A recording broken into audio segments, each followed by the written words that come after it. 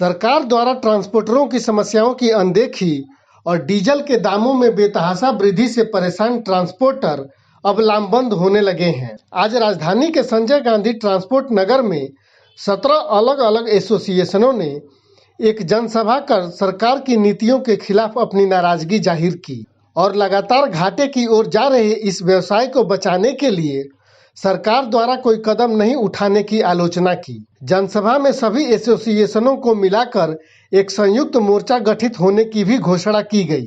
अधिकांश एसोसिएशनों के प्रधानों ने इस व्यवसाय की समस्याओं को दूर करने के लिए लंबे समय से की जा रही मांगों पर सरकार द्वारा कोई कदम नहीं उठाने पर रोष जताया।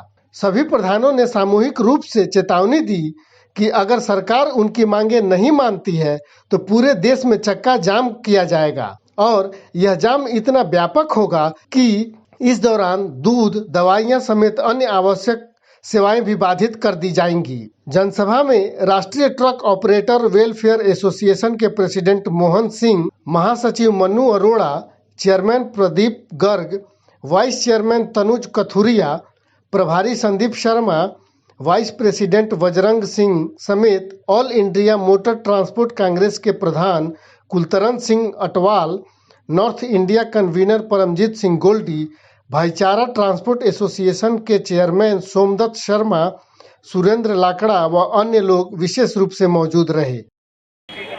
आज बड़ा हर्ष के विषय ये है कि कभी ट्रांसपोर्टर ऐसे यूनाइट होता नहीं था। आज all India motor transport Congress के आह्वान पर पूरे दिल्ली एनसीआर के जितने एसोसिएशन हैं, बड़े बड़े ट्रांसपोर्टर सारे आज यहाँ एक मंच पे था और आज यहाँ से एक चीज़ निकल के आया है कि आज हमारे ऑल इंडिया मोटर के संगठन के साथ साथ जो बाकी एसोसिएशन हैं उनके मेंबर भी एक कोर कमेटी बनाई जाएगी और पूरी एनसीआर के अंदर, चाहे दिल्ली से या पूरे हिंदुस्तान के अंदर जो फैसले लिए जाएंगे, अब अकेले फैसले नहीं लिए जाएंगे, पूरी कोर कमेटी फैसला लेगी। और सरकार अभी जैसे केंद्र सरकार ने टैक्स कम किया है, अब राज्य सरकार का भी दायित्व बनता है कि केंद्र सरकार ने कम किया तो राज्य सरकार भी कम करे। यदि यहाँ पे आज क्या है कि जो हमारा व्यापार है वो बिल्कुल ख़त्म के कगार पर चल रहा है। अभी कुछ जैसे 10 रुपये अभी डीजल कम हुआ है तो उससे कुछ राहत मिला, लेकिन इससे थोड़ी राहत है क्योंकि जो डीजल का एक स्लैब है तो डेली बढ़ता है, डेली घटता है, घटता तो है नहीं, डेली बढ़ता ही है। ये फिर बढ़ के वहीं पर पहुंच जाएगा, इसका कोई फ़ायदा होगा नहीं। लेकिन यदि ये जीएसटी के दायरे के अंदर आता है डीजल, जब जाके ट्रांसपोर्टरों का कुछ जान बच सकता है। इसलिए आज जो बैठक था, इसीलिए बैठक था कि इसमें जो अन्य मुद्दे हैं, जो ग्रीन टैक्स है दिल्ली के अंदर, बाकी जैसे गाड़ियाँ अन्य प्रदेश से गाड़ियाँ दिल्ली आती थी, यहाँ से ट्रांजिट होता था, अब वो आती नहीं है। क्यों? कि वहाँ पे 3000 रुपये जीएसटी लगता है। इसलिए जो जीएसटी है ये किसी खाते में नहीं है, सरकार इसको जीएसटी वसूल करता है और अपने एडवर्टाइज में ख़त्म कर देता है, कहीं कि इसका कोई लेना देना नहीं है। इसलिए सरकार का मतलब है कि आज इस मंच के माध्यम से सरकार को कि जो हमारे खर्चे हैं और अन्य माध्यम से, चाहे रोड टैक्स हो, चाहे ग्रीन टैक्स हो, डीजल हो, ये कम किया जाए जिससे कि हम अपने आप को सर्वाइव कर सकें। मतलब आज के बाद से जो कोर सारे ट्रांसपोर्टर उसको फॉलो करेंगे। हाँ, आज जो कमेटी फैसला लेगा उसको सबको लेना पड़ेगा, मान्य होगा उसको सब। ठीक है। और कौन कौन सी मांगे ऐसी रही जिस पर यहाँ पे चर्चा हुई और जिसको लेकर के आप लोग सरकार के आगे जाएंगे? आज मांग सबसे पहला था, मेन इशू है डीजल का। उसके बाद रहा कि जो लेबर का था, जिसका माल उसका हमाल, जिस मुहिम को हमने 28 जुलाई से यहाँ से पूरे देश में लागू किया।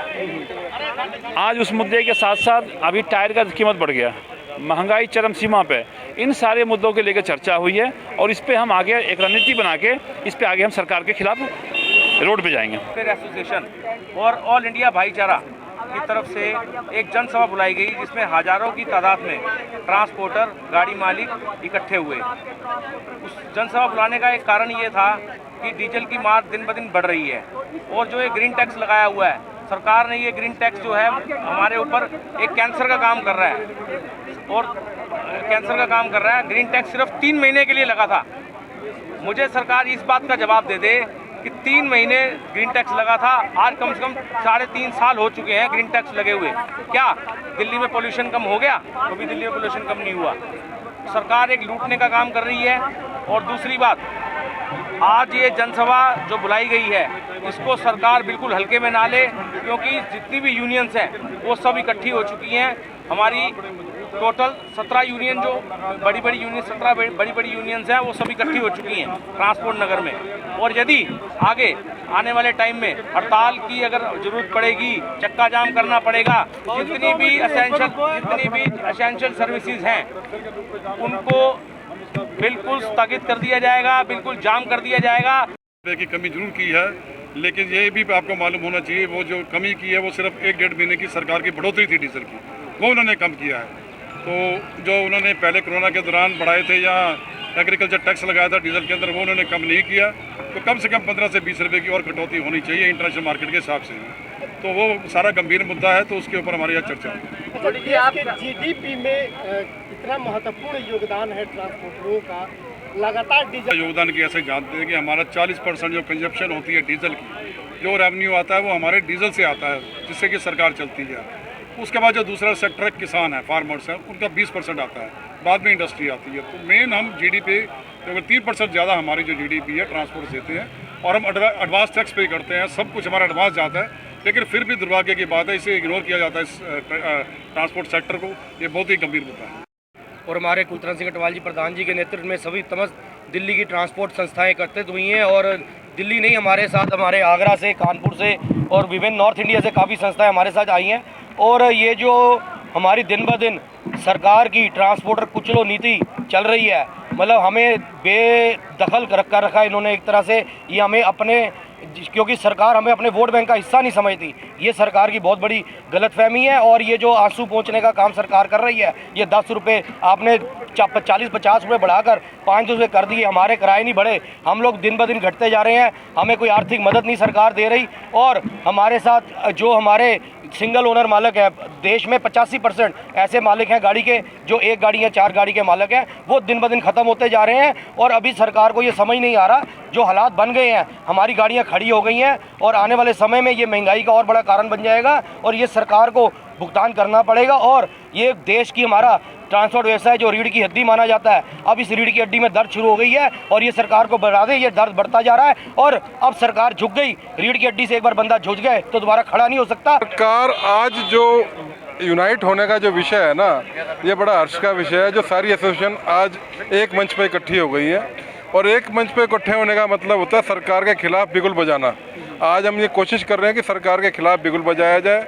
जो हमारे खिलाफ भ्रष्टाचार, डीजल और अन्य प्रकार से हमारे साथ अन्याय हो रहा है, उस अन्याय को दूर करने के लिए हम सब इकट्ठे हुए हैं। All India motor transport Congress के आह्वान पर जो ये संयुक्त बैठक हुई है, इसमें सभी दिल्ली एनसीआर की सभी एसोसिएशन ने पार्टिसिपेट किया है। और आपके चैनल के माध्यम से मैं सरकार से कहना चाहूँगा कि वो अपनी दमनकारी नीतियों से बाज आए, वरना ये ट्रेड से जुड़े हुए लोग अगर अपने औकात पर आ गए तो सरकार भी अपनी बना देंगे। और अन्य पदाधिकारीगण सभी संस्थाओं से आए, भरपूर संख्या में आए।